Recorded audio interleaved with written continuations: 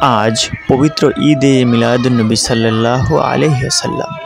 আজকের এই পবিত্র দিনটি হলো সেই দিন যেদিন বিশ্ব মানবতার মুক্তির দূত শেষ নবী হজরত মুহাম্মদ সাল্লাল্লাহু আলাইহি ওয়াসাল্লামের জন্ম ও ইন্তেকাল সংঘটিত হয়েছিল।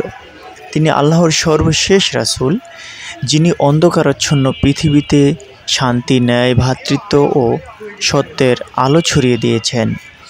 ঈদে মিলাদুন্নবী আমাদেরকে স্মরণ করিয়ে দেয় নবীজি সাল্লাল্লাহু আলাইহি ওয়াসাল্লামের সুন্নাত মেনে চলার, তার আদর্শকে জীবনে বাস্তবায়ন করার এবং আল্লাহর পথে অবিচল থাকার অঙ্গীকার। এই দিনটি শুধু আনন্দ নয়, বরং আত্মশুদ্ধি, ঈমান দৃঢ় করা ও সমাজে শান্তি প্রতিষ্ঠার অঙ্গীকারের দিন। আল্লাহ আমাদের সবাইকে নবীজি সাল্লাল্লাহু আলাইহি ওয়াসাল্লামের দেখানো পথে চলার তৌফিক দান করুন।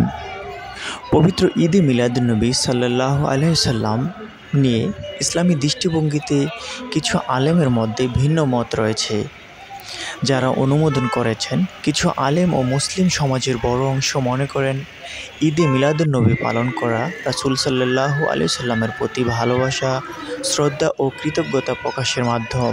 তারা বলেন, আল্লাহ তাআলা পবিত্র কোরআনে বলেন, বলো আল্লাহর অনুগ্রহ ও দয়া নবী